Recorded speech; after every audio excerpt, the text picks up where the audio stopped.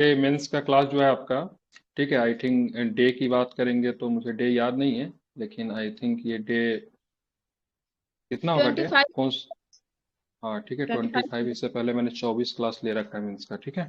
पिछले क्लास में सर हमने वो क्या पढ़ा था हमने। हाँ मिल जाएगा मिल 24 जाएगा मिल क्लास। जाएगा, आई विल प्रोवाइड यू, ठीक है। संसद के बारे में हमने पढ़ा था, ठीक है। लेकिन आज जो मुख्यतः हमको जो पढ़ना है, ठीक है, संघीय सरकार के बारे में पढ़ना है। क्या पढ़ना है? संघीय सरकार, ठीक है। संघीय सरकार हमारे सब्जेक्ट का एक बहुत ही महत्वपूर्ण हिस्सा है। और आए दिन बीपीएससी में यहाँ से प्रश्न पूछा गया है। यहाँ तक कि कहेंगे तो बीपीएससी में पॉलिटी से सबसे ज्यादा जो प्रश्न जो आया है, संघीय सरकार को लेकर आया है, ठीक है। तो सबसे पहले हम लोग समझेंगे संघीय सरकार होता क्या है, ठीक है।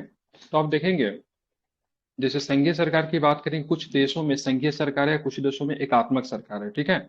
सरकार के दो तरह के टाइप्स होते हैं, एक होता है संघीय होता है, अगर सरकार की बात करेंगे तो इस सरकार की बात की संघीय है, एक आपका क्या है, एकात्मक है, ठीक है। अब कैसे पता चलेगा ऐसे कौन सी सरकार संघीय है और कौन सी सरकार एकात्मक है?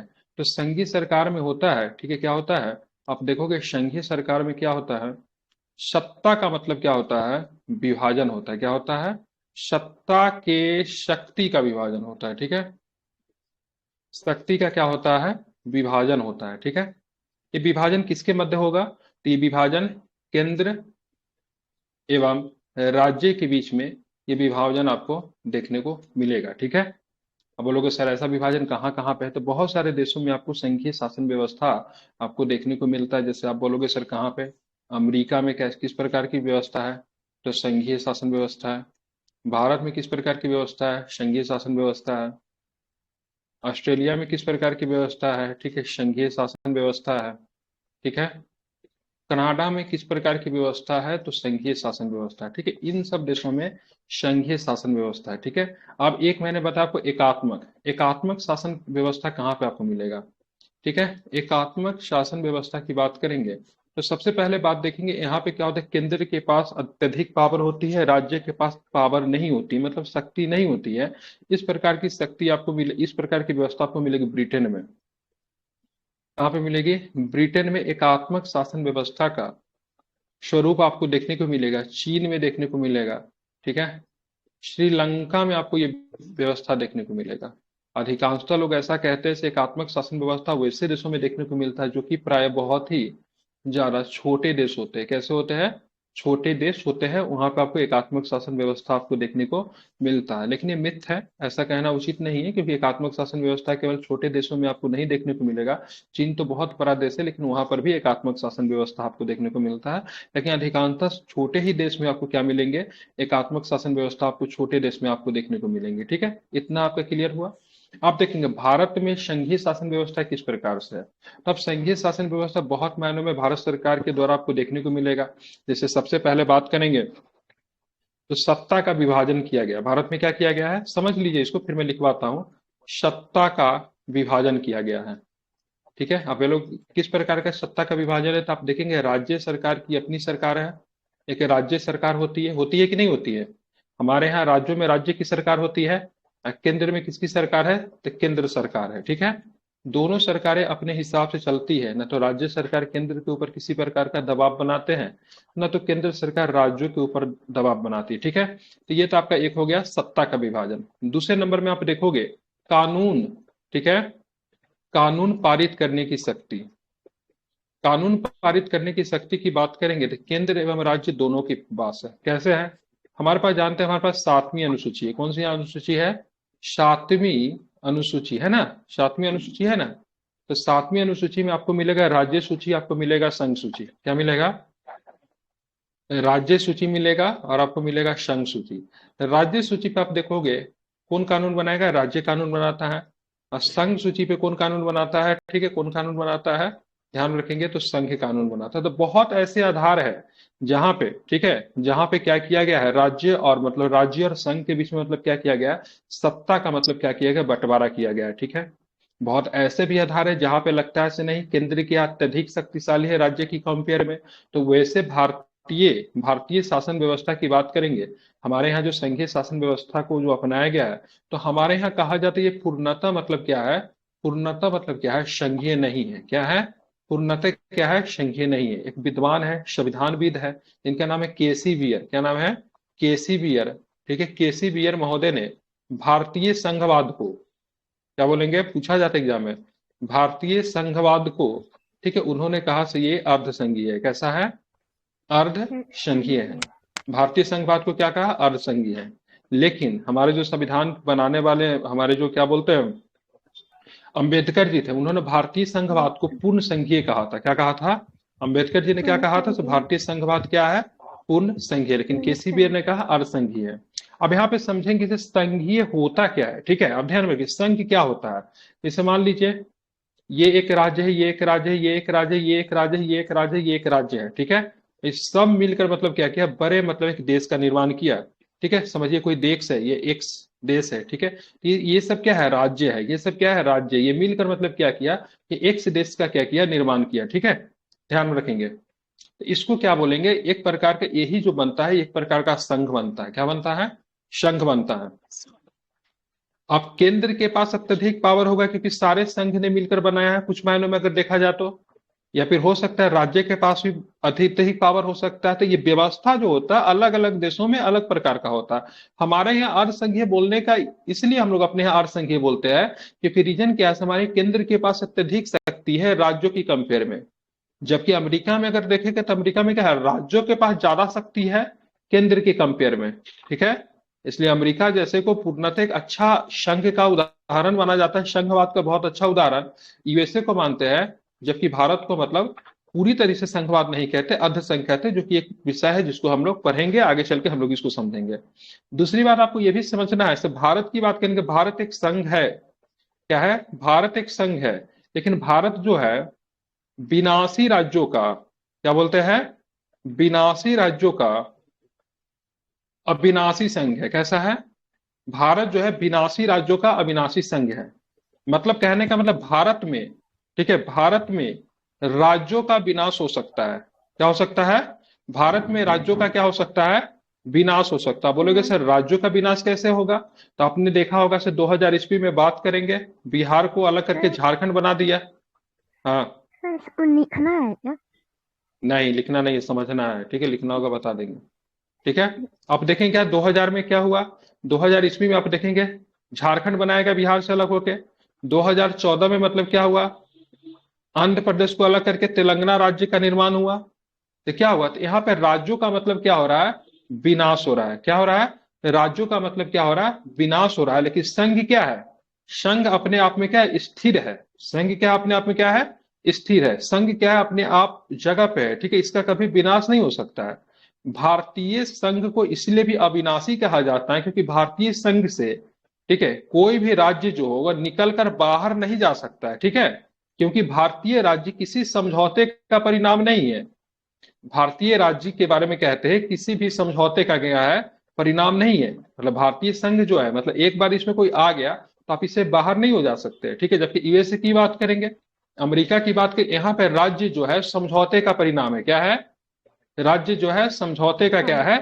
परिणाम है। इसलिए कहते हैं अमेरिका जैसे देशों में केंद्र के पास शक्तियां राज्य से होकर जाती है। किसके पास जाती है? केंद्र से होकर शक्तियां, सॉरी, राज्य से होकर शक्तियां केंद्र के पास आती है। जबकि भारत में क्या होता है? शक्ति केंद्र से राज्य की तरफ जाती है, ठीक है, उल्टा है। इसलिए भारतीय संघ को कई विद्वानों ने क्या कहा है? अर्धसंघीय कहा है, ठीक है। एक पॉइंट ये समझ गए। उसके बाद बात करेंगे हमारे यहाँ जो होता है केंद्र, केंद्र के पास क्या होता है? विशेष प्रकार की शक्ति होती है जिनको बोलते हैं अपशिष्ट शक्ति, ठीक है। अपशिष्ट शक्ति जो थी हमारे यहाँ किसके पास है? केंद्र के पास अपशिष्ट शक्ति दिया गया है, जो कि हम लोगों ने कहाँ से लिया है? कनाडा से लिया है। तो अगर एग्जाम में पूछे से हमने संघीय ढांचा को तो अपनाया था, हमारा संघीय ढांचा किस देश से प्रेरित है? तो हमारा संघीय ढांचा कनाडा से लिया गया। कहाँ से लिया गया है? हमारा संघीय ढांचा कहाँ से लिया गया है? कनाडा से लिया गया है, ठीक है। इसलिए केंद्र के पास अपशिष्ट शक्ति होती है। जबकि अमेरिका में बात करेंगे, ठीक है, अमेरिका में बात करेंगे तो यूएसए में राज्य के पास अपशिष्ट शक्ति होती है, ठीक है। केंद्र के पास अपशिष्ट शक्ति नहीं है, ठीक है। क्या किसके पास है? तो राज्य के पास क्या आता है? अपशिष्ट शक्ति है। किसके पास होता है? राज्य के पास क्या होता है? अपशिष्ट शक्ति किसके पास होता है? राज्य के पास। अब बोलोगे सर ये अपशिष्ट शक्ति क्या होता है? तो देखेंगे अपशिष्ट शक्ति कहने का मतलब है वैसे शक्ति जिसका उल्लेख किसी भी सूची में नहीं किया गया है। न तो संघ सूची में है, न तो राज्य सूची में है, ना तो समवर्ती सूची में है, तो वैसे शक्ति को अपशिष्ट शक्ति कहा गया है। उस पे कानून बनाने का अधिकार भारत में संघ को होगा, जो कि किसी भी सूची में उल्लेख नहीं है। कभी भी कोई पूछे अपशिष्ट शक्ति क्या होता है, तो अपशिष्ट शक्ति वैसे शक्ति को कहते हैं जो कि किसी भी सूची में उल्लेख नहीं है। तो वो शक्ति भारत में केंद्र के पास आता है, जबकि अमेरिका में वह शक्ति किसके पास होता है, तो वह शक्ति अमेरिका में राज्य राज्य के पास होता है। ठीक है, तो अमेरिका को पूर्ण संघीय कहते हैं, भारत को अर्ध संघीय कहा जाता है। अब कैसे कहते हैं इसको हम लोग समझेंगे। तो आज की क्लास आपको यहीं से शुरू होता है। सबसे पहले आप लोग कॉपी खोलिए, टॉपिक दीजिए, लिखिए संघवाद। क्या लिखेंगे? सर कितना लिखवा दिए हैं सर? एक भी नहीं लिखा है, अभी शुरू ही हुआ है। ठीक है, समझा रहे थे बस। ठीक है, क्या लिखेंगे? संघवाद। संघवाद लिखेंगे और साथ में यहाँ पे लिखे संघीय शासन व्यवस्था। ठीक है, संघवाद मतलब संघीय, ठीक है, व्यवस्था। ये आपका टॉपिक है। ठीक है,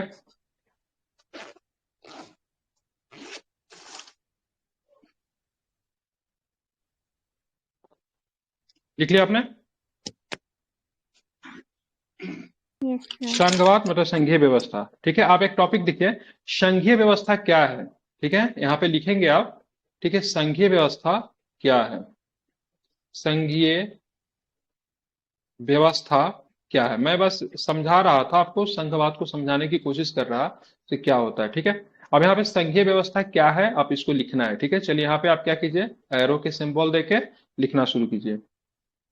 लिखिए, यहाँ पे क्या लिखेंगे? संघवाद। ठीक है, यहाँ पे लिखे संघवाद। ठीक है, क्या लिखेंगे? संघवाद। अब ब्रैकेट में संघवाद को फेडरेशन कहा जाता है। क्या बोलते हैं संघवाद को? क्या बोलते हैं? फेडरेशन। क्या बोलते हैं संघवाद को?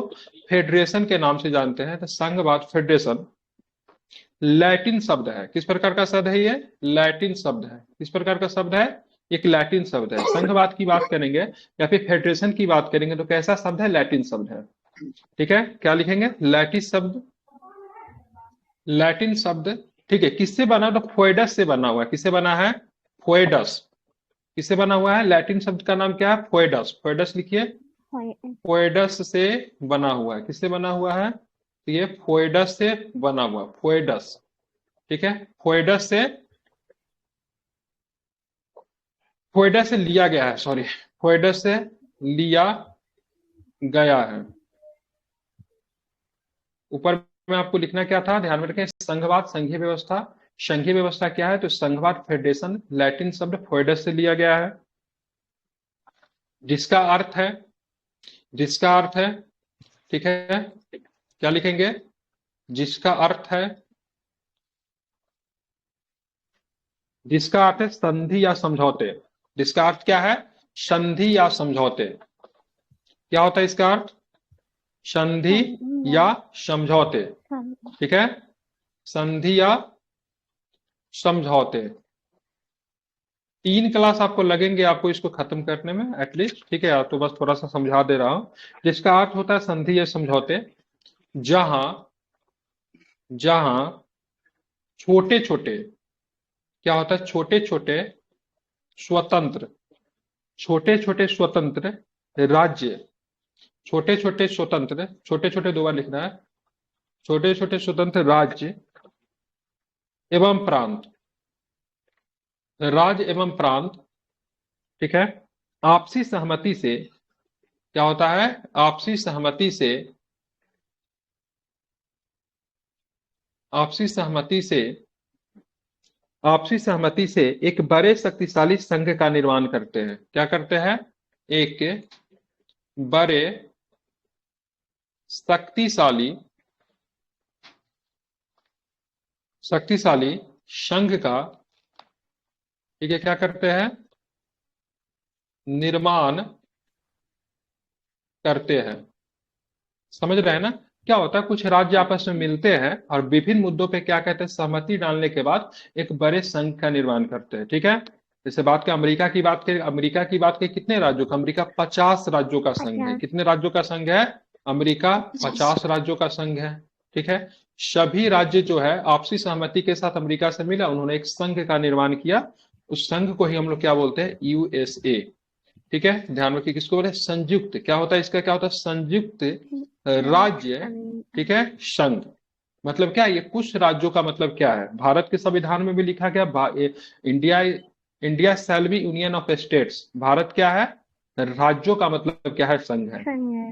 लेकिन अमेरिका के राज्य, अमेरिका भी राज्यों का संघ है, भारत भी राज्यों का संघ है, लेकिन दोनों में बहुत ही अंतर है। ठीक है, हम लोग इसको समझेंगे। तो आपने क्या लिखा, आपसी सहमति से बड़े शक्तिशाली संघ का निर्माण करते हैं। ठीक है, ठीक है। उसके बाद लिखे जहां जहां संप्रभुता, जहां संप्रभुता की गरिमा, जहां संप्रभुता की गरिमा रखने की जिम्मेदारी सबकी होती है। जहां संप्रभुता की, ठीक है, गरिमा रखने की जिम्मेदारी,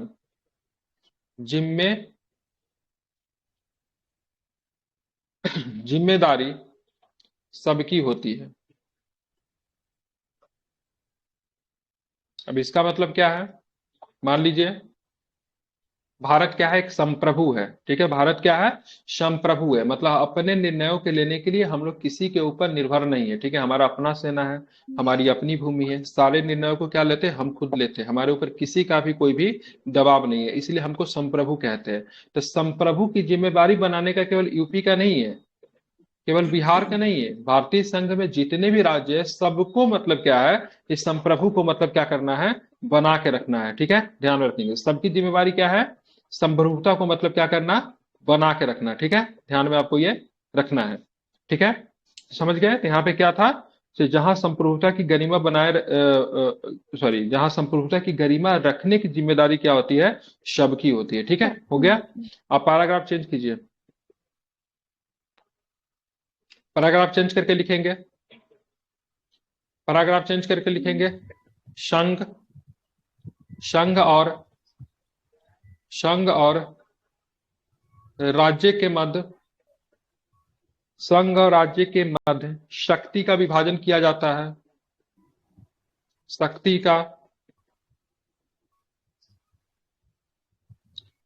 का विभाजन किया जाता है,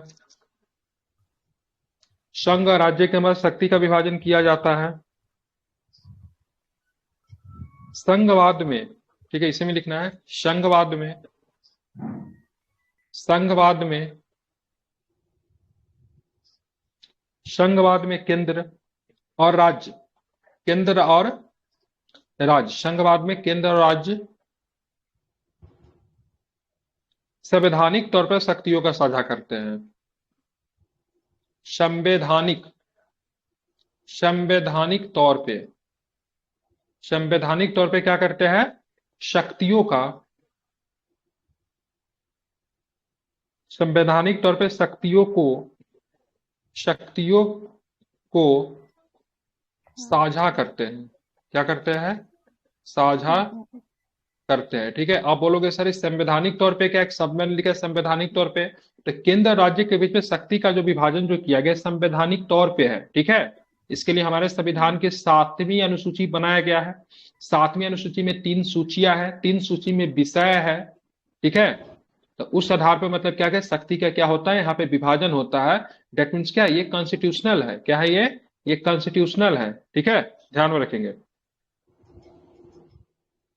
चलिए फिर पैराग्राफ चेंज करके फिर इसे में लिखिए, लिखेंगे संयुक्त राज्य अमेरिका, क्या है, संयुक्त राज्य अमेरिका, संयुक्त राज्य अमेरिका और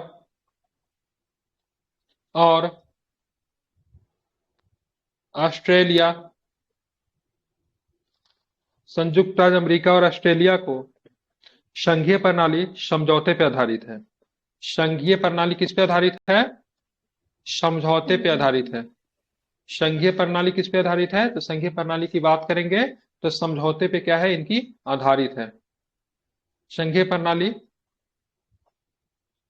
समझौते पर आधारित है, और समझौता पर आधारित है तो कभी समझौता टूट भी सकता है ना। हमारे आपके बीच में कोई समझौता हो जाए किसी चीज के लिए, आपके मन में किसी प्रकार का दिक्कत हो, मेरे मन में किसी प्रकार का तकलीफ हो, तो समझौता टूट सकता है।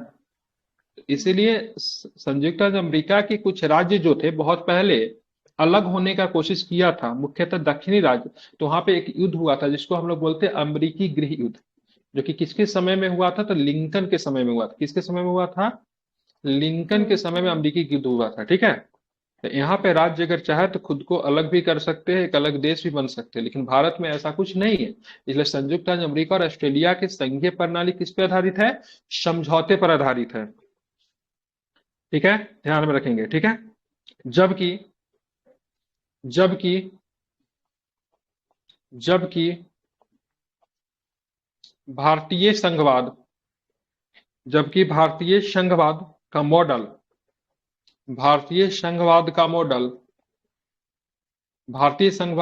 लिखिएगा। भारतीय संघवाद का मॉडल कैनेडियन मॉडल पर आधारित है। किस पे है? किस पे आधारित है? कैनेडियन। ठीक है, किस पे आधारित है? कैनेडियन मॉडल पर आधारित है। कैनेडियन मॉडल पे आधारित है। ठीक है, किस पे आधारित है? कैनेडियन मॉडल पे क्या है? आधारित है।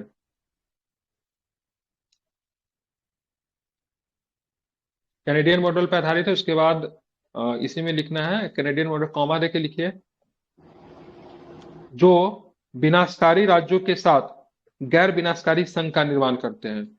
जो, ध्यान रखें, सब में लिखा है बहुत सुंदर, विनाशकारी राज्यों के साथ, विनाशकारी राज्यों के साथ गैर विनाशकारी, ठीक है, गैर विनाशकारी संघ का निर्माण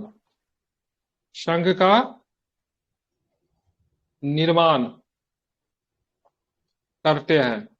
मतलब कहने का मतलब है भाई साहब, जो ऑस्ट्रेलिया में जो सिस्टम है, जो कनाडा में जो सिस्टम है, जो भारत में जो सिस्टम है, उसमें मतलब क्या है? जो राज्य का विनाश हो सकता है, संघ का विनाश नहीं होगा। बोलोगे सर राज्य का विनाश क्या है? तो राज्य के सीमा में परिवर्तन कर देंगे, एक राज्य को तोड़ के दूसरा राज्य बना देंगे, दो राज्यों को मिला के एक राज्य बना देंगे, तो कहीं ना कहीं राज्य का क्या विनाश ही तो हो रहा है ना। अब बिहार का बंटवारा करके एक नया राज्य बना दिए झारखंड, तो क्या हुआ? बिहार राज्य का विनाश हुआ, उसका एक हिस्सा झारखंड में चला गया, इसका भूमि का टुकड़ा झारखंड में चला गया, आंध्र प्रदेश के तोड़ के झारखंड बना दिए। अब हमें क्या करें? आप चलेंगे यहाँ पे अंडमान निकोबार द्वीप समूह, क्या? अंडमान निकोबार, ठीक है, द्वीप समूह, है ना, द्वीप समूह, इसको मिला दिए किसके साथ? दमन के साथ। किसके मिला दिए? दमन के साथ मिला दिए। तो यहाँ पे क्या कि दो राज्यों के आपस में मिला दिए, तो ऐसे भी क्या हुआ? राज्यों का विनाश हुआ कि नहीं? पहले ये अकेले शक्ति का प्रयोग करता था, अब दमन भी मिल गया, कि शक्ति का बंटवारा हो गया, तो राज्यों का विनाश हुआ कि नहीं? तो यहाँ पे क्या है? राज्य क्या है? विनाशी है। सर अंडमान ठीक है, निकोबार कहाँ है और दमन कहाँ है? बंगाल की खाड़ी, अरब सागर। अरे तो किसके साथ मिलाया था? दादर नगर हवेली। अरे दादर नगर हवेली, सॉरी, मिस्टेक। ठीक है, दादर नगर हवेली, मिस्टेक। ठीक है, दादर नगर हवेली और दमन दू को क्या किया? मिला दिया। ठीक है, यहाँ पे क्या हो गया? राज्य मतलब क्या हो गया? विनाश। विनाश हुआ राज्य का। अलग भी करेंगे तो भी, जोड़ेंगे तो भी, लेकिन संघ क्या है? संघ क्या है? स्थिर है। तो ऐसी व्यवस्था कहाँ पे देखने को मिलती है? तो ऐसी व्यवस्था भारत में है। ऐसी व्यवस्था कहाँ पे? कनाडा में है कि नहीं है? ध्यान में इसको रखेंगे। जबकि अमेरिका में क्या है? राज्य जो है समझौता का परिणाम है। ठीक है, वहां पे क्या हो सकता है? अलग भी हो सकता है। ठीक है, वहां पे एक सम्मेलन हुआ था जिसका बोलते हैं फिलाडेल्फिया। क्या बोलते हैं? फिलाडेल्फिया। ठीक है, यहीं पे मतलब कुछ राज्य मिले और एक संघ का निर्माण किया। ठीक है, फिलाडेल्फिया डिक्लेरेशन के नाम से उसको हम लोग जानते हैं। ठीक है, हो गया? कहाँ कहाँ तक लिखा आपने? गैर विनाशकारी संघ का निर्माण करता है। अब यहाँ पे देखिएगा, एक आपको एक माइंड मैप बनाना। ठीक है, जब भी मेंस का कॉपी चेक करते हैं तो सबको बोलते हैं माइंड मैप बनाओ, माइंड मैप बनाओ। ठीक है, मैं सिखाऊंगा कैसे बनाते हैं। यहाँ पे संघीय सरकार और एकात्मक सरकार में अंतर। ठीक है, किस आधार पे संघीय सरकार और एकात्मक सरकार में अंतर हो सकता है? तो यहाँ पे एक टॉपिक आप दो, यहाँ पे लिखो संघीय सरकार। क्या लिखेंगे? संघीय सरकार और, ठीक है, एकात्मक एकात्मक सरकार में अंतर। ठीक है, ये आपको समझना है। संघीय सरकार और एकात्मक सरकार में अंतर हो क्या ऐसे होता है, किस किस आधार पे हम लोग अंतर कर सकते हैं। एक बड़ा सा एक लाइन खींचिए। ठीक है, एक बड़ा सा लाइन खींचिए। इसमें सबसे पहले आप लिखोगे ठीक है सत्ता का विभाजन। ठीक है, क्या लिखोगे, सत्ता का विभाजन, इस आधार पर अंतर हो सकता है। इसमें एक और भी दीजिए, उसमें लिखेंगे कानून पारित करने का आधार। क्या होगा, कानून पारित करने का ठीक है आधार। ठीक है, तीसरा क्या हो सकता है, तो तीसरा में आप जाओगे तो उसमें लिखोगे शक्तियों का निहित होना। ठीक है, क्या होना, शक्तियों का निहित होना। क्या होना, शक्तियों का निहित होना। ठीक है, उसके बाद हाँ, शक्तियों का निहित होना। उसके बाद लिखेंगे सत्ता का स्रोत। क्या लिखेंगे, सत्ता का स्रोत। उसके बाद आप लिखेंगे उदाहरण वाले देश। उदाहरण, उदाहरण वाले प्रमुख देश।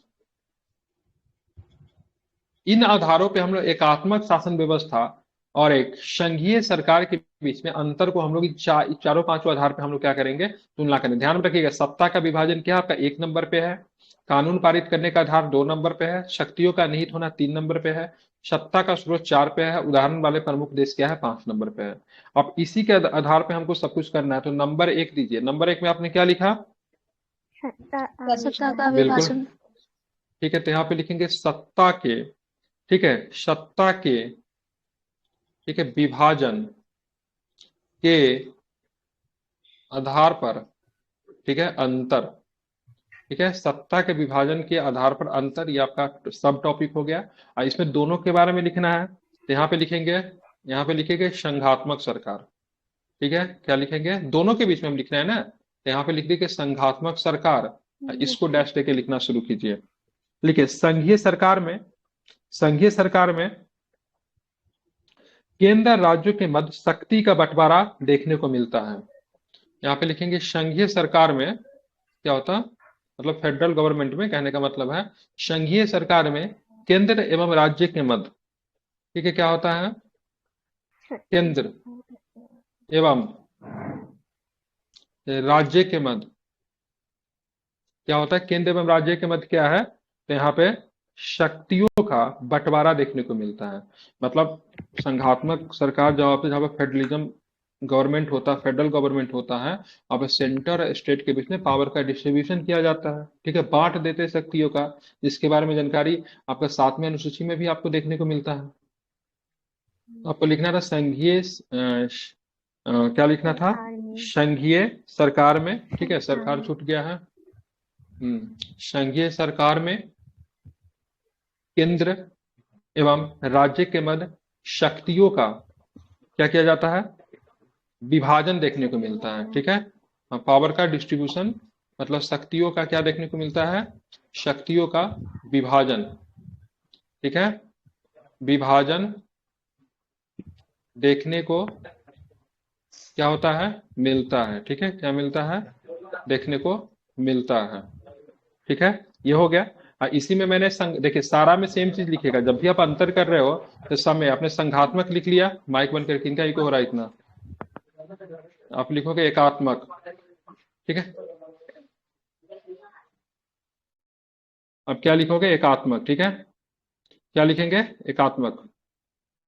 एकात्मक में लिखिए। ठीक है, लिखिए एकात्मक में लिखिए एकात्मक, एकात्मक व्यवस्था में, ठीक है एकात्मक व्यवस्था में संघ और राज्य के मध्य शक्ति का विभाजन नहीं देखने को मिलता। एकात्मक व्यवस्था में, ठीक है संघ और राज्य के मध्य, संघ और राज्य के मध्य शक्ति का विभाजन,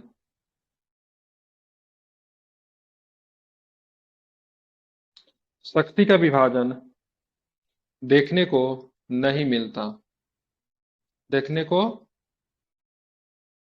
नहीं मिलता। ठीक है, हो गया। आगे चल के भी आप लोग सेम चीज करेंगे। ठीक है, एक जगह पे संघात्मक सरकार, एक जगह पे एकात्मक सरकार करके लिखेंगे। ठीक है, अब आज आगे हम लोग चलेंगे। तो ये पहला नंबर टॉपिक हो गया। ठीक है, दूसरा नंबर पे क्या था? दूसरा नंबर पे तो क्या था? कानून पारित करने का अधिकार। ठीक है, तो 2 नंबर में लिखिए कानून पारित करने का अधिकार। ठीक है, 2 नंबर में क्या लिखोगे आप? तो 2 नंबर में लिखेंगे कानून पारित करने का आधार। ठीक है, कानून पारित करने का आधार, कानून पारित करने का आधार। ठीक है, ये हो गया। इसमें सबसे पहले आप क्या देखेंगे? तो फिर इसमें लिखेंगे संघात्मक सरकार। ठीक है, संघात्मक सरकार, संघात्मक सरकार में लिखिए। ठीक है, कानून पारित करने का अधिकार, कानून पारित करने का आधार संघात्मक व्यवस्था में केंद्र सरकार और राज्य सरकार के पास अलग अलग होती है। ठीक है, क्या लिखेंगे? कानून पारित करने का आधार, कानून पारित करने का आधार संघात्मक व्यवस्था में केंद्र सरकार और राज्य सरकार के पास अलग अलग, ठीक है, अलग अलग शक्ति होती है, अलग अलग शक्ति होती है।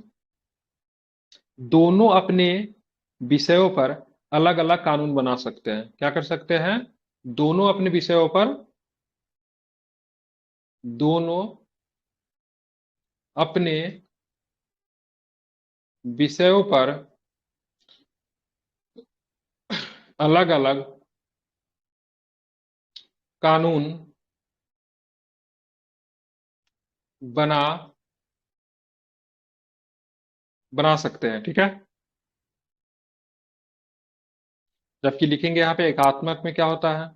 इसी में एकात्मक था ना, ये दोनों में रहेगा। ठीक है, एकात्मक और संघात्मक हम लोग अंतर कर रहे हैं। ठीक है, एकात्मक में क्या लिखेंगे? इसमें लिखिए एकात्मक व्यवस्था में, एकात्मक व्यवस्था में, एकात्मक, एकात्मक व्यवस्था में राज्य सरकार के पास अलग से कानून पारित करने की शक्ति नहीं होती है। ठीक है, एकात्मक व्यवस्था में राज्य सरकार के पास अलग से कानून पारित करने की शक्ति नहीं होती है। ठीक है, एकात्मक व्यवस्था में राज्य के पास अलग से कानून पारित करने की शक्ति नहीं होती है। ठीक है, ध्यान में रखेंगे, इंपॉर्टेंट है। समझ गए? मतलब एकात्मक शासन व्यवस्था में राज्यों के पास अलग से कानून पारित करने की शक्ति क्या होती है? नहीं होती है। ध्यान में इसको रखना है। ठीक है, क्लियर?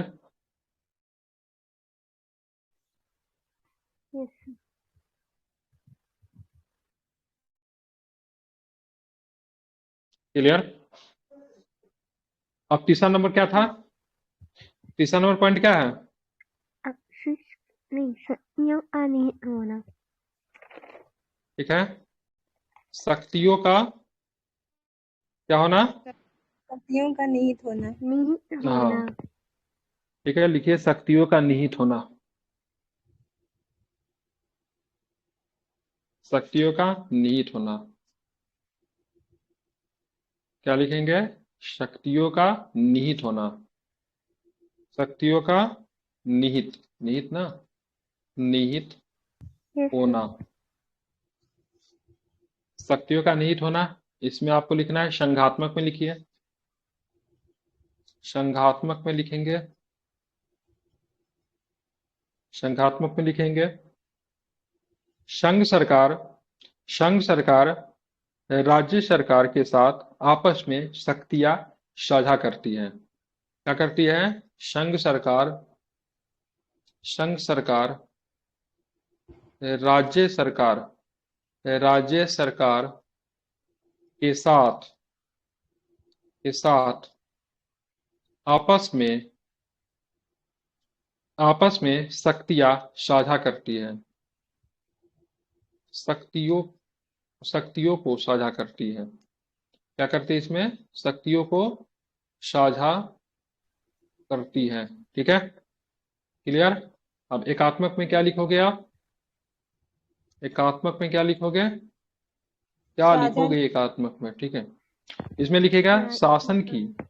लिखे शासन की। लिखे इसमें शासन की केंद्रीय प्रणाली में सारी शक्तियां निहित होती है। यहाँ पे लिखे एकात्मक शासन व्यवस्था में। एकात्मक एकात्मक शासन व्यवस्था में। ठीक है, एकात्मक शासन व्यवस्था में। एकात्मक शासन व्यवस्था में केंद्रीय प्रणाली में सारी शक्तियां निहित होती है। किसमें? केंद्रीय केंद्रीय प्रणाली में क्या होता है? केंद्रीय प्रणाली में सारी, निहित ठीक है, होती है। सारी शक्तियां निहित होती है। ठीक है, निहित होती है। कितना नंबर था ये? तीसरा कितना नंबर। नंबर था ये? ठीक है, चौथा लिखो आप। तीसरा। ठीक है, चौथा में लिखिए। चौथा में क्या था? सत्ता का स्रोत।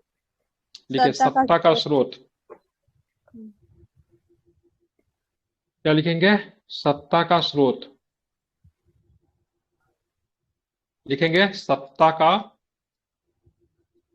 का क्या? स्रोत। स्रोत।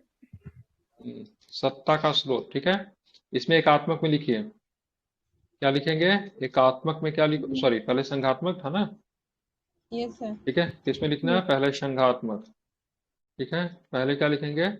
संघात्मक में। ठीक है, संघात्मक में लिखिए राज्य और केंद्र। ठीक है, राज्य। ठीक है, राज्य और केंद्र सत्ता स्तर पर सत्ता के विभिन्न स्तर है। राज्य और केंद्र स्तर पर सत्ता के विभिन्न स्तर है। राज्य और केंद्र स्तर पर सत्ता के विभिन्न स्तर है। ठीक है, क्या लिखेंगे? राज्य और केंद्र। राज्य और केंद्र स्तर पर क्या देखने को मिलते हैं? सत्ता के। सत्ता। ठीक है, सत्ता के विभिन्न स्तर है। ठीक है, विभिन्न स्तर है। ठीक है, ध्यान में, राज्य और केंद्र स्तर पर सत्ता के विभिन्न स्तर। अब देखिए, राज्य स्तर पे राज्य सरकार, केंद्र स्तर पे केंद्र सरकार, हमारे यहाँ तो एक तीसरा स्तर भी है। ठीक है, जो कि पंचायत स्तर पे क्या? पंचायती राज व्यवस्था देखने को मिलते हैं। तो क्या हुआ यहाँ पे? हमने क्या किया? सत्ता का क्या किया? यहाँ पे क्या सत्ता का सेंट्रलाइजेशन है कि डिस्ट्रीब्यूशन है? क्या है यहाँ पे? सत्ता से जो पावर जो निकलती है, पावर का डिस्ट्रीब्यूशन किया गया है ना। सेंट्रलाइजेशन रहता तो एक के पास पावर रहता। जैसे देखिए यहाँ पे यहाँ पे जो हम जो पढ़ा रहे थे, मेरे पास पावर का क्या सेंट्रलाइजेशन है कि डिस्ट्रीब्यूशन है? सेंट्रलाइजेशन है ना। एक बार में आपको बंद कर सकते हैं बोलने पे। ठीक है, बैन कर सकते हैं आपको, तुरंत पैसा भी नहीं रिटर्न करेंगे। तो इसको क्या बोलते हैं? सत्ता का सेंट्रलाइजेशन बोलते हैं। और सत्ता का डिस्ट्रीब्यूशन होता है जिससे हमको किसी से पूछने के लिए कुछ करना पड़ता। मेरे पास कर मेरे शक्ति का मतलब क्या होता? विभाजन होता। आपके पास भी कुछ शक्ति था, उसको बोलते हैं डिस्ट्रीब्यूशन बोलते हैं। केंद्र सरकार अपने मन से किसी भी चीज का नहीं कर सकती है। राज्य के पास अलग पास पावर है, केंद्र के पास क्या है? अलग पावर। इसको क्या बोलते हैं? सत्ता का मतलब क्या बोलते हैं? डिस्ट्रीब्यूशन बोलते हैं। ठीक है, हाँ, विकेंद्रीकरण भी बोल सकते हो, बिल्कुल ठीक है। आप चलेंगे यहाँ पे राज्य और केंद्र स्तर पर सत्ता का क्या है? विभिन्न स्तर है। इसमें एकात्मक में लिखेंगे, एकात्मक लिखेंगे केंद्र सरकार में सत्ता के संपूर्ण स्रोत निहित होते हैं। ठीक है, एकात्मक में क्या लिखोगे आप? केंद्र सरकार। ठीक है, एकात्मक में क्या लिखेंगे? केंद्र सरकार में सत्ता के संपूर्ण स्रोत निहित होते हैं। केंद्र सरकार में सत्ता के केंद्र सरकार में सत्ता के संपूर्ण स्रोत क्या होते हैं? निहित होते हैं। क्या होता है? निहित होते हैं। ठीक है, समझेंगे इसको। चलो कलर फिर से चेंज करता हूं। ठीक है, क्लियर। अब लास्ट में क्या था? उदाहरण वाले देश। उदाहरण वाले। ठीक है, क्या है? उदाहरण वाले प्रमुख देश। प्रमुख देश। ठीक है, उदाहरण वाले प्रमुख देश। इसमें लिखेंगे संघात्मक में, संघात्मक में क्या लिखेंगे? America, America. उसके बाद लिखो भारत, ठीक है। उसके बाद क्या लिखेंगे? स्विट्जरलैंड, ठीक है, स्विट्जरलैंड। स्विट्जरलैंड कैसे लिखते हैं? स्विट्जरलैंड, सही लिखा हूँ? मैं गलती बहुत लिखता हूँ, स्विट्जरलैंड, ठीक है। सही है। उसके बाद क्या हो जाएगा? कनाडा, क्या हो जाएगा? कनाडा, कनाडा, ठीक है, इत्यादि। जब कुछ याद न रहे आगे तो इत्यादि लिख देना चाहिए, ठीक है। अब आते हैं एकात्मक, क्या आता है एकात्मक में? क्या आ जाएगा? चीन, ठीक है, फ्रांस, ठीक है। ब्रिटेन, क्या होता है? ब्रिटेन, ठीक है, ब्रिटेन। उसके बाद ब्रिटेन ब्रैकेट में यूके लिख दीजिए। उसके बाद श्रीलंका, क्या? श्रीलंका, ठीक है, इत्यादि, ठीक है। क्लियर? किस में एक आता पॉइंट है? क्लियर हो गया। कौन? पाकिस्तान। पाकिस्तान दुनिया में बिलोंग नहीं करे, क्या पता वहाँ पे क्या है। हालांकि वहां पर भी यही है, संघात्मक शासन व्यवस्था का ही स्वरूप वहां पर भी देखने को मिलता है। लेकिन जहाँ पे संघात्मक शासन व्यवस्था वहीं पे काम करेगी जहाँ पे गवर्नमेंट में स्टेबिलिटी आएगा, ठीक है। पाकिस्तान में भी वहां पर भी राज्य और केंद्र के बीच में सत्ता का विभाजन किया गया है, संसदीय स्वरूप को वहां पर भी अपनाया गया है। तो अगर किताबी रूप से अगर देखें तो संघात्मक शासन व्यवस्था में ही पाकिस्तान आता है। हालांकि पाकिस्तान और श्रीलंका का एग्जाम्पल मत लिखिएगा, चेक करने वाला आदमी ना गुस्सा हो जाएगा, ठीक है। सही। अब आगे का टॉपिक में, ठीक है, मैं कुछ समझाने की कोशिश कर रहा हूँ, उसको जरा समझ लीजिए, ठीक है। इस पे काम आपको कल करना है, ठीक है। मैं जो समझाने की कोशिश कर रहा हूँ उसको बस समझेंगे, इस पे हम लोग लिखेंगे कल, ठीक है। क्योंकि चैप्टर को लिखने से ज्यादा इस चैप्टर को हमको क्या है, समझने की आवश्यकता है, ठीक है। तो एक टॉपिक आप देखिए, ठीक है, लिखेंगे एक टॉपिक संघीय, एक लिखेंगे भारतीय संविधान की संघीय एवं एकात्मक विशेषताएं। क्या लिखेंगे? टॉपिक क्या है? भारतीय संविधान, भारतीय संविधान की संघीय संघ- एवं, ठीक है, इस प्रकार की व्यवस्था एकात्मक, एकात्मक ठीक है, एकात्मक विशेषताएं। क्या है? विशेषताएं। मतलब भारतीय संविधान की बात करेंगे, सिंपल समझो में समझिएगा। अगर मान लीजिए भारतीय संविधान है, लिखना नहीं है आपको, इतना ही लिखना है, ठीक है। ये टॉपिक लिख के छोड़ देना, मैं अभी समझा रहा हूँ, ये समझ लिखिएगा, ठीक है। अगर बात करेंगे भारतीय, ठीक है, भारतीय संविधान में कुछ ऐसे लक्षण हैं जो कि मतलब क्या है, एकात्मक है। या कुछ ऐसे भी संघ- लक्षण हैं जो कि मतलब क्या है, संघात्मक है। संघात्मक मतलब भारतीय संविधान में दोनों प्रकार के लक्षण हैं, संघात्मक और एकात्मक का। अब देखेंगे दोनों प्रकार के लक्षण में कौन सा लक्षण संघात्मक है, कौन सा लक्षण एकात्मक है। मतलब कौन सी विशेषता जो भारतीय संविधान का जो भारत को एक संघात्मक राज्य बनाती है, और कौन सी विशेषता ऐसी है जो भारत को एक एकात्मक राज्य बनाती है। अब जरा इसको समझिएगा, मैं बड़ा इंपॉर्टेंट बात बता रहा हूं, जरा इसको समझिएगा। सबसे पहले देखेंगे एक आता है शक्तियों का विभाजन। क्या है? शक्तियों का विभाजन। शक्तियों का विभाजन या फिर विकेंद्रीकरण, दोनों लिख सकते हैं, विकेंद्रीकरण।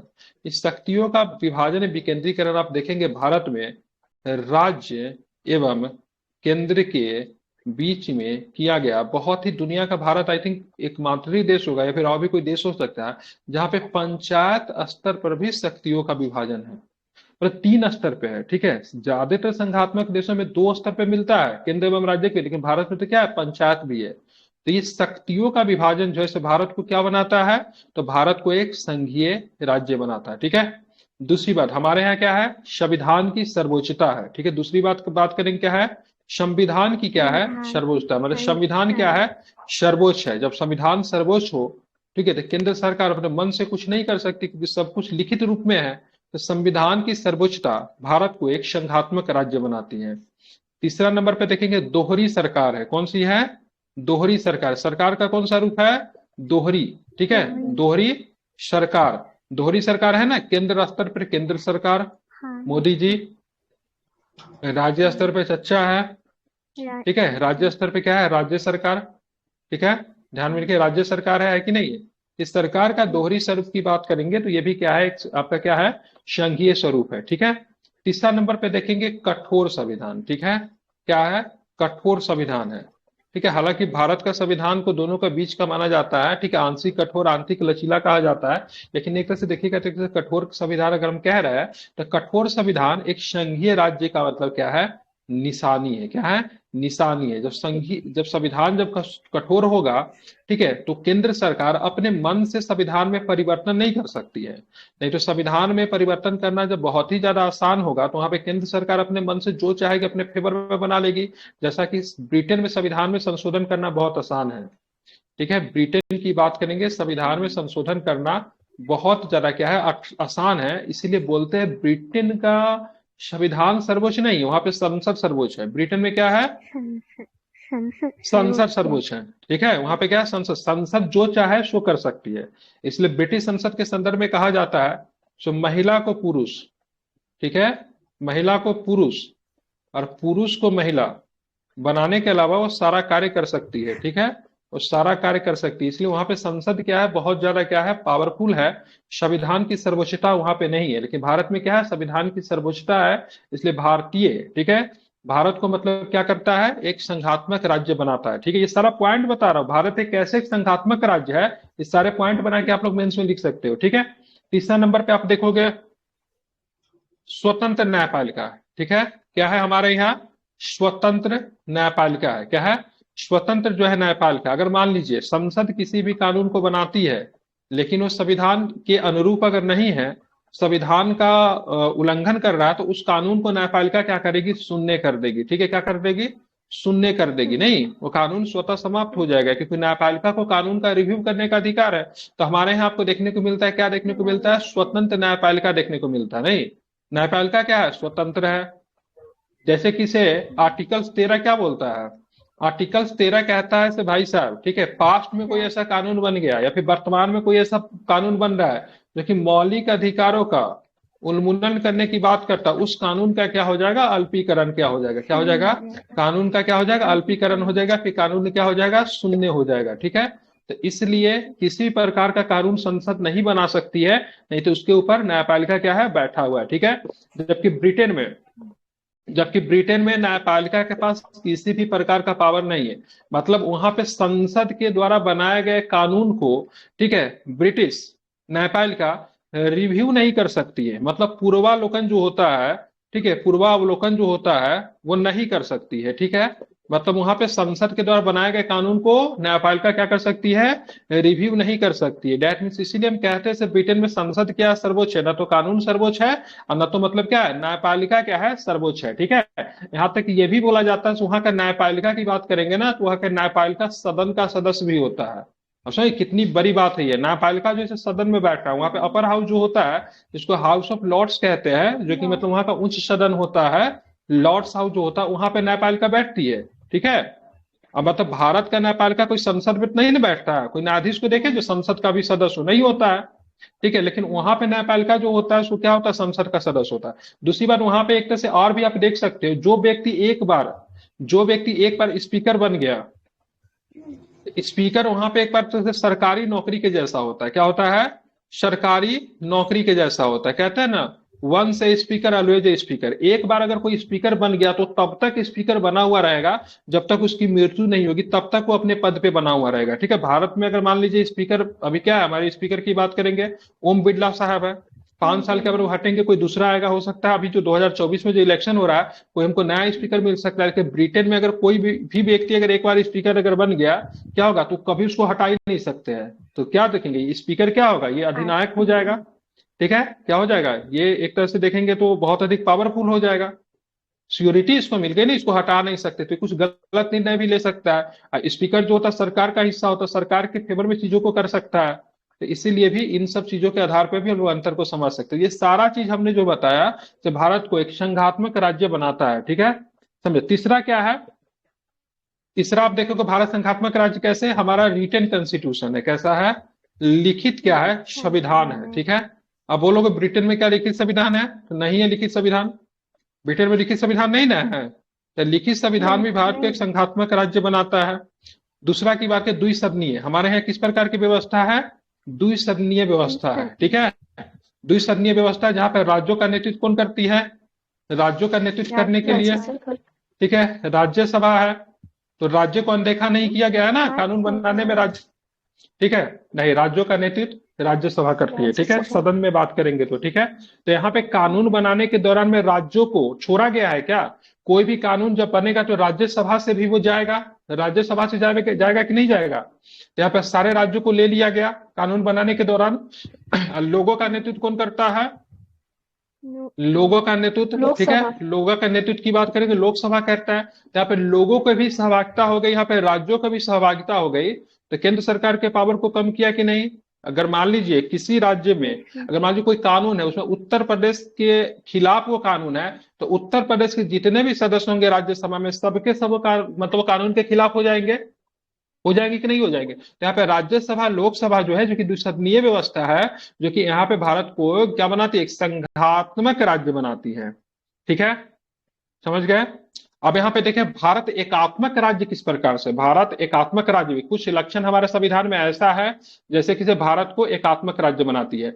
सबसे पहले एकल नागरिकता, सबसे पहला कंडीशन क्या है भारत को मतलब एकात्मक राज्य बनाने का? एकल नागरिकता, जिसको बोलते हैं सिंगल सिटीजनशिप कहते हैं। एकल नागरिकता, नागरिक, ठीक है, हम लोग किसके नागरिक हैं? बिहार के नागरिक है या फिर हम लोग भारत के नागरिक है? किसके नागरिक है? हम लोग भारत के नागरिक है। कोई ये नहीं कह सकता हम बिहार के नागरिक है। और नागरिकता शब्द जो है केंद्र के अधीन आता है।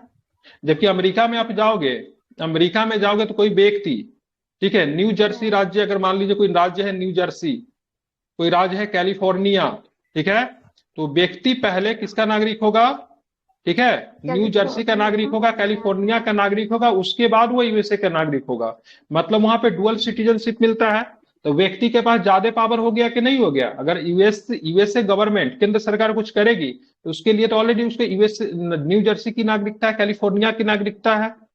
ऐसे कंडीशन में एकल नागरिकता क्या होता है? संविधान का एक एकात्मक स्वरूप है, न कि संघात्मक स्वरूप है। अमेरिका में इसीलिए डुअल सिटीजनशिप, मतलब जितने भी संघात्मक लक्षण जितने भी होते हैं ना, सबके सब आपको यूएसए में देखने को मिलेंगे, भारत में मिलता जुलता है।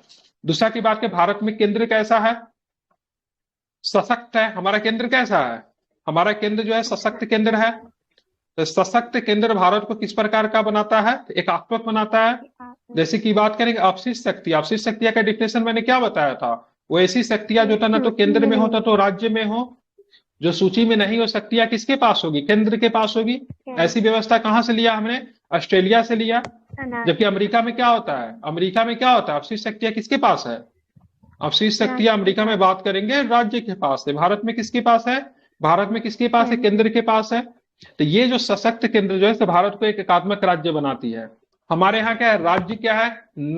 राज्य क्या है?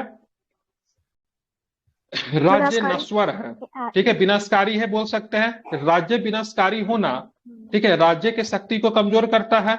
अमेरिका में राज्य विनाशकारी नहीं है। अमेरिकन गवर्नमेंट या अमेरिकन संसद का चाहे राज्य के नाम में, ठीक है, क को भी नहीं हटा सकती है। किसी का नाम न्यू जर्सी है ना, तो वहां की सरकार अगर चाहे ओल्ड जर्सी कर दे तो संभव नहीं है। न्यू जर्सी है तो न्यू ही जर्सी होगा। अमेरिकन गवर्नमेंट अगर लाख चाहे, ठीक है, तो वहां पे न्यू जर्सी की जगह पे ओल्ड जर्सी नहीं है। लेकिन अगर सेंट्रल गवर्नमेंट, अगर यहाँ पे हमारी संसद अगर चाह ले तो कल ही मतलब क्या होगा, बिहार का नाम बदल के कुछ अलग रख दे। और ऐसे कंडीशन में राज्यों की भी अनुमति लेने का कोई परमिशन नहीं होता। राज्य का सीमा परिवर्तन, राज्य का नाम में परिवर्तन में संसद के पास पूरा खुल है, ठीक, पूरी छूट है उसके पास। राज्यों से पूछने की आवश्यकता नहीं होती है। जबकि अमेरिका में राज्य का नाम परिवर्तन, सीमा परिवर्तन वहां पे केंद्र सरकार नहीं कर सकती है, ठीक है। वहां पे क्या होता है? राज्यों का अपना सदन होता है। क्या होता है? राज्यों का अपना सदन होता है। इस प्रकार के निर्णय राज्य की सदन खुद लेती है, ठीक है। इसीलिए बोलते हैं हमारे यहाँ राज्य जो है विनाशकारी है। तो ये मतलब एक एकात्मक संविधान का लक्षण है। अब सबसे बड़ा जो एकात्मक राज्य का सबसे बड़ा जो भारत में जो आपको लक्षण देखने को मिलेगा, केंद्र के द्वारा राज्यपाल की नियुक्ति। केंद्र के द्वारा राज्यपाल की, ठीक है, नियुक्ति। राज्यपाल की नियुक्ति जो है केंद्र के द्वारा, ये एकात्मक लक्षण सबसे बड़ा है। अब देखेंगे राज्यपाल की नियुक्ति जो होती है ये राज्यपाल के द्वारा किया, राष्ट्रपति के द्वारा करते हैं, लेकिन राष्ट्रपति अपने मन से किसी को नहीं करते हैं। राष्ट्रपति को कौन बोलता है इस व्यक्ति को राज्यपाल बनाने? मंत्रिपरिषद बोलता है, नहीं प्रधानमंत्री नहीं, मंत्रिपरिषद। कौन? मंत्रिपरिषद, ठीक है। मंत्रिपरिषद को नियुक्ति संबंधी परामर्श देने का अधिकार है राष्ट्रपति को। तो केंद्र, अब मान लीजिए बिहार में जो राज्यपाल बनेगा तो किस आदमी को बनाएंगे? जो बीजेपी का फेवर का होगा, क्योंकि केंद्र में बीजेपी की सरकार भी, कांग्रेसी को बना देंगे। किसको बनाएंगे? जाहिर सी बात है सरकार अपने पक्ष के लोगों को बनाएगा, है कि नहीं? वहां पे जो निर्णय वगैरह होगा वो मतलब क्या करेगी? राज्यपाल कोशिश करेगी सिंह भाई हम जिस अंग, राज्यपाल किसी पार्टी का नहीं होता है, ठीक है, लेकिन फिर भी कुछ चीजें ऐसी देखी गई है जिस पार्टी से वो आते हैं भविष्य में उनको सपोर्ट किया गया। इसलिए राज्यपाल को लेकर बहुत सारे विवाद भी, केंद्र राज्य के बीच में सबसे बड़ा विवाद का कारण एक व्यक्ति है, ठीक है, उस व्यक्ति का नाम है राज्यपाल। राज्यपाल को केंद्र का एजेंट के रूप में कहा जाता है। भाई साहब केंद्र के एजेंट के रूप में काम करता है। एक होता है राज्यपाल के पास एक पावर है आर्टिकल 200, राज्य के द्वारा बनाए गए कानून को क्या करता है, इस अनुच्छेद के तहत रोक लेता है इसको, ठीक है, राष्ट्रपति के लिए। और राष्ट्रपति किसके अनुसार काम करेगी? मंत्रिपरिषद के अनुसार काम करेगी। अब मंत्रिपरिषद किसका है? जिसका केंद्र में सरकार है उसका। तो ऐसे कंडीशन में राज्य के शक्ति को प्रभावित किया कि नहीं राज्यपाल ने? तो बहुत अधिक तक प्रभावित किया। इसीलिए राज्यपाल की नियुक्ति केंद्र के द्वारा राज्यों में होना ही संघात्मक सरकार नहीं, एकात्मक सरकार का सबसे बड़ा लक्षण है। दूसरी बात, राज्यों का अपना कोई संविधान नहीं है। क्या है? राज्यों का अपना संविधान नहीं है। मतलब हमारे यहाँ संविधान कैसा है? एकल संविधान है। कैसा है? एकल संविधान ही। ये एकल संविधान भी एकात्मक सरकार का बहुत बड़ा लक्षण है। अमेरिका में जाओगे, क्या है अमेरिका में आप जाएंगे तो वहां पे केंद्र का अलग कानून है, राज्य का मतलब क्या है? अलग कानून है, ठीक है। वहां पे राज्य का अलग संविधान है, केंद्र का अलग संविधान है। लेकिन हमारे यहाँ क्या है? हमारे यहाँ पे देखोगे तो क्या है, यहाँ पे ध्यान में रखना है, ठीक है, एकल संविधान है, ठीक है, जो कि किसको पावर देता है? केंद्र को पावर देता है। दूसरी बात, संविधान को लचीलापन बनाया, ठीक है। हमारे यहाँ लगी संविधान लचीला भी, हमारे यहाँ कठोर भी है, ठीक है। तो संविधान कैसे हमारे यहाँ लचीलापन बना दिया। लचीलापन जो संविधान में रहेगा वहां पे परिवर्तन हो सकता है, संविधान में परिवर्तन किया जा सकता है। संविधान में परिवर्तन करने का अधिकार संसद के पास है। संसद किसी किसी कानून के मामले में साधारण बहुमत से उसमें परिवर्तन कर सकती है। कुछ कुछ चीजों पे संसद चाहे तो साधारण बहुमत में, जैसे सीमा वगैरह परिवर्तन करने के लिए किसी भी प्रकार का बहुत अधिक वो नहीं चाहिए, साधारण बहुमत से संसद कर सकती है। तो ऐसे कंडीशन में एकल संविधान के अलावा जो संविधान का लचीलापन है, जो भारत को एक एकात्मक राज्य के रूप में भी प्रस्तुत करता है, ठीक है। राज्य प्रतिनिधि में समानता का अभाव। अब बोलोगे सर ये क्या होता है? राज्य प्रतिनिधित्व में समानता का अभाव। मैंने बोला राज्य में प्रतिनिधि कौन होता है? तो राज्य में प्रतिनिधि कौन करेगा? राज्यसभा करेगा। अब बोलोगे सर क्या होता है? यहाँ पे इससे कैसे समझेंगे? मान लीजिए एक राज्य उत्तर प्रदेश है, एक राज्य बेचारा छोटा सा राज्य, नन्हा सा राज्य सिक्किम, ठीक है। अब सिक्किम से राज्यसभा में एगो सदस्य आते हैं, और उत्तर प्रदेश से जाते हैं राज्यसभा में कितने सदस्य है? उत्तर प्रदेश से 31 है, नहीं 31, कितने हैं? 31 है। अब राज्य के कानून जो बनेगा तो बेचारा सिक्किम तो दब गया ना, इसके पास एक ही सदस्य है। उत्तर प्रदेश का कितना? 31 है। कितना अंतर है दोनों में? जबकि अमेरिका में जाओगे, अमेरिका में न्यू जर्सी बहुत छोटा सा राज्य है, ठीक है, बच्चा है, ठीक है। और कैलिफोर्निया की बात करेंगे, न्यूयॉर्क की बात करेंगे तो ये राज्य जो है बहुत बड़ा है। लेकिन अच्छी बात क्या जानते हैं? न्यू जर्सी से भी 2 मेंबर आएंगे और अमेरिका से भी 2 मेंबर आएंगे।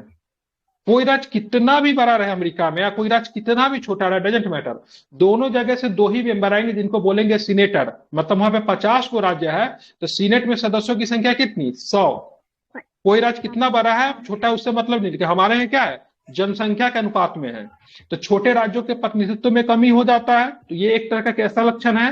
तो एकात्मक लक्षण है। उसके बाद के अखिल भारतीय सेवा, ठीक है। कौन सी सेवा?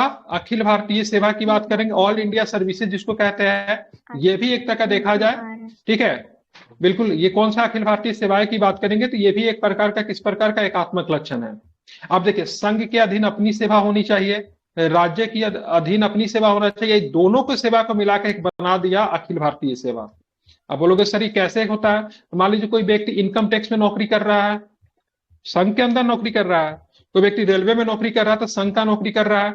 अब कोई व्यक्ति मान लीजिए सिंचाई विभाग में काम कर रहा है, कृषि विभाग में काम कर रहा है, किसी ब्लॉक में काम कर रहा है, तो राज्य की नौकरी कर रहा है। किसका नौकरी कर रहा है? राज्य की। लेकिन इसमें जो 3 प्रकार की जो अधिकारी जो आते हैं, आईएएस आएंगे, आईपीएस आएंगे, ठीक है, आईएफएस आएंगे। ठीक है, ये आप देखोगे आईएफएस जो है इंडियन फॉरेस्ट सर्विस होता है। आप देखेंगे इसकी परीक्षा कौन लेता है? यूपीएससी। यूपीएससी यूपीएससी क्या है, राज्य का है कि केंद्र का है? केंद्र का है, जाहिर सी बात है। स्टेट का तो अपना पीपीएस है ना, जैसे बीपीएससी है, यूपीएससी है, ठीक है, एमपीपीसीएस है, उसी तरह से यूपीएससी केंद्र का है। तो इसका परीक्षा केंद्र लिया। अब इसका ट्रेनिंग कहाँ पे करवाएगा? इनका ट्रेनिंग मसूरी में होगा। ट्रेनिंग कौन करवाएगी? तो केंद्र सरकार ट्रेनिंग करवाएगी। करवाएगी कि नहीं करवाएगी? केंद्र सरकार ट्रेनिंग करवाती है। इसको परीक्षा भी केंद्र सरकार ने लिया, इसको ट्रेनिंग भी केंद्र सरकार ने लिया, लेकिन इसको नौकरी करने के लिए कहाँ पे भेज देगा? राज्यों में भेज देगा। सबको होता है ना, सबको क्या होता है? सबको एक होता है आपको क्या मिलता है? जैसे कैडर मिलता है। क्या मिलता है? Cadre. Bihar cadre, Jharkhand cadre, Andhra Pradesh cadre को राज्य में नौकरी करने के लिए भेज दिया। अब इतना भी नहीं होता, उसके बाद जो आईपीएस अधिकारी जो होते हैं वो एक तरह से देखें गृह मंत्रालय के अधीन आ जाते हैं। ठीक है, गृह मंत्रालय के रिपोर्ट करता, अमित शाह को रिपोर्ट करेगा। अगर कुछ मामलों में अमित शाह जब चाहे तब आईपीएस को तलब कर सकते हैं। आईपीएस बंगाल में सेवा कर रहा है, अब ममता बनर्जी के साथ काम कर रहा है, लेकिन गृह मंत्रालय उसको रिपोर्ट कर रहा है, तो आईपीएस तो डर के काम करेगा ना, गृह मंत्रालय उसके ऊपर है। उसी तरह आईएएस अधिकारी की बात करेंगे तो कार्मिक विभाग के अधीन आ जाते हैं। आई थिंक प्राइम मिनिस्टर जब चाहे इनसे मतलब वो कर सकते हैं। ठीक है, कैबिनेट सचिव जो होता है सबसे बड़ा अधिकारी होता है, जो कि आई थिंक आईएएस के ऊपर अपना एक अप्रोच बना के रखता है।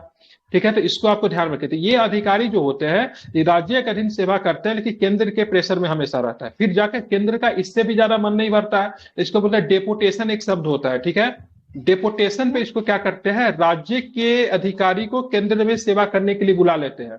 अब बोलेगे सर क्या होता है?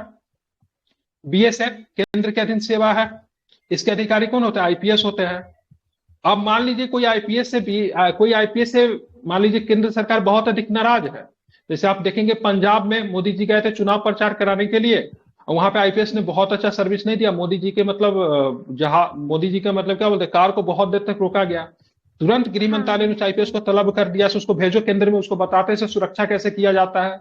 तो ऐसे कंडीशन में डेपुटेशन जो होता है काफी अधिक खराब होता है। किसी अधिकारी से अगर किसी केंद्र सरकार का नहीं बनता है तो राज्य के अधीन सेवा दे रहे हैं, उसको केंद्र में बुला के उसके साथ अनुचित व्यवहार भी किया जा सकता है। ठीक है, ऐसा होता नहीं है लेकिन किया जा सकता है, उसको मैं कह रहा हूं।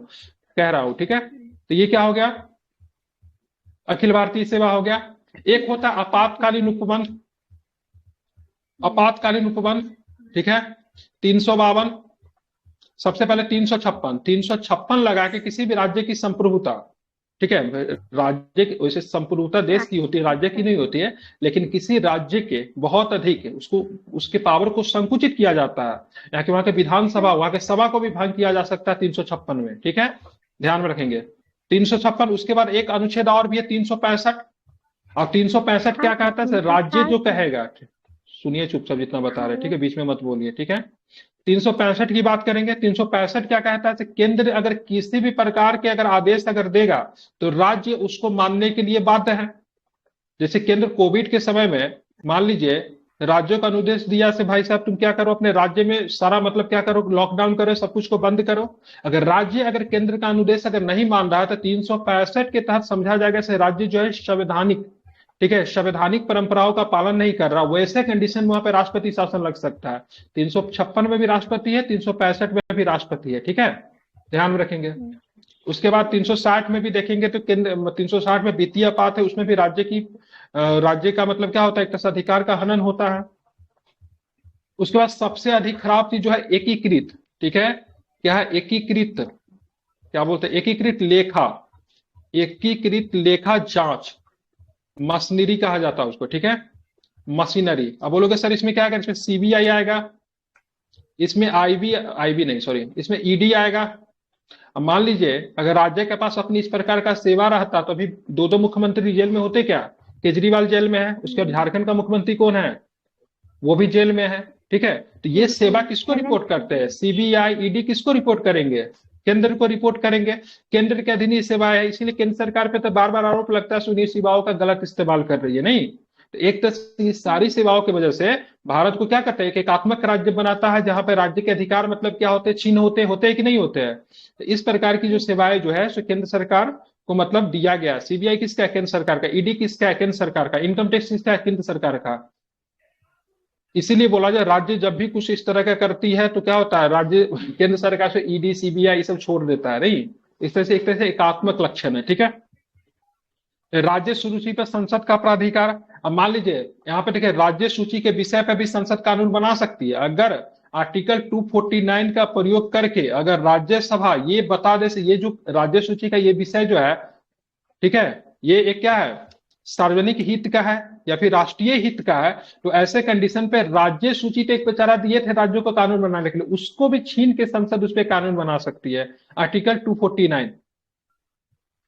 ये क्या हुआ, तो एक तरह से राज्य सूची पे एक तो मिला था उसको भी छीन लिए, तो क्या एकात्मक लक्षण हुआ। एकीकृत निर्वाचन मशीनरी, अब राज्य पे, अब देखिए निर्वाचन आयोग पे बार बार रिपोर्ट लगता है भाई साहब, ये केंद्र सरकार को मतलब क्या करता है, थोड़ा सा मतलब क्या करता है, उसको फेवर करता है। अब केंद्र की चुनाव मतलब लोकसभा का चुनाव, राज्य की विधानसभा की चुनाव कराने की जिम्मेवारी किसकी है, राष्ट्रीय निर्वाचन आयोग की है। एक ही निर्वाचन है, राज्य का अपना निर्वाचन आयोग तो नहीं है, राज्य का भी निर्वाचन आयोग है, लेकिन केवल पंचायत का चुनाव करवाती है, ठीक है, ध्यान में रखेंगे, जो कि बाद में शामिल किया गया था, मूल संविधान का हिस्सा नहीं है, ठीक है। मूल संविधान में राज्य निर्वाचन आयोग का कोई उल्लेख नहीं है, बाद में आपका 1973 वाला कब आया था, 73वां संविधान संशोधन 93 में तब इसको लाया गया था, ठीक है। तो दोनों का निर्वाचन कराने की जिम्मेदारी एक ही निर्वाचन आयोग का, इसीलिए भी क्या है, तो एक तरह से देखा जाए तो एकात्मक लक्षण है। राज्य के विधायक पे वीटो कर सकते हैं। बोलोगे सर ये राज्य का विधायक क्या, मान लीजिए राज्य का विधानसभा ने किसी कानून को पारित किया, कानून पारित होकर अंतिम में किसके पास जाएगा, राज्यपाल के पास जाएगा, राज्यपाल अपनी संतुष्टि देंगे तब तो ये कानून बनेगा ना। देखिए राज्यपाल किसका आदमी बैठा हुआ है, कहीं ना कहीं से उसके एक्शन तो केंद्र के ही व्यक्ति के तौर पे वो प्रस्तुत है वहां पे, है कि नहीं है। भले ही हम लिख नहीं सकते इस बात को, लेकिन अगर देखा जाएगा उसको उसको क्या बोलते हैं, उसको प्रोफेशनल यूज में देखेंगे तो केंद्र का आदमी है राज्यपाल। तो राज्यपाल क्या करेगा, विधानसभा के द्वारा जो पारित कानून है उसको रोक के रख लेगा, क्या करेगा, रोक के रख लेगा, और रोक के रखेगा या फिर अनुमति नहीं देगा, रोक के रख लेगा, रोक के रखने का उसके पास अधिकार है, वीटो पावर है उसको, जिसको जेबी वीटो भी कहते हैं, लंबे समय तक रोक के रख सकता है, या फिर राष्ट्रपति के लिए सुरक्षित रख सकता है, आर्टिकल 200। राष्ट्रपति उस पर अनुमति देंगे कि नहीं देंगे, इस पर राष्ट्रपति के ऊपर कोई भी दबाव नहीं है, राष्ट्रपति उसको अनलिमिटेड समय के लिए रोक के रख सकता है, राष्ट्रपति के पास में जाएगा, राष्ट्रपति किसके अनुदेश पे काम करेंगे, तो केंद्रीय मंत्रिपरिषद के अनुदेश पे काम करते हैं। मंत्रिपरिषद किसका, सरकार का है, सरकार बोलेगा इस पे तुम आप अनुमति मत दो, राज्यपाल राष्ट्रपति तो उन्हीं के आधार पे काम करेंगे ना। इस प्रकार से ये भी एक तरह का देखेंगे तो एकात्मक लक्षण है, ठीक है। ये सबके सब एकात्मक और संघात्मक लक्षण दोनों के दोनों हमारे संविधान में क्या है, विद्यमान है, ठीक है। नेक्स्ट क्लास में इसी को हम लोग क्या करेंगे, समझने की कोशिश करेंगे। अभी बस मैंने आपको थोड़ा सा समझा रही, सबको लिखवाएंगे, ठीक है, तब जाके आपका अच्छे से संघीय व्यवस्था क्या हो पाएगा, कंप्लीट हो पाएगा। आई थिंक समझ में आ गया कि दिक्कत है कुछ समझने में, सब कुछ क्लियर हो गया, ठीक है। और यहाँ से प्रश्न बहुत एग्जाम में आते हैं, ठीक है। तो कल के क्लास इसको कीजिएगा, जो मैंने बताया सो उसको एक बार फिर से वीडियो भी दे दूंगा, इनका नोट्स वगैरह नहीं बना भी सकते हैं, ठीक है, ठीक है। तो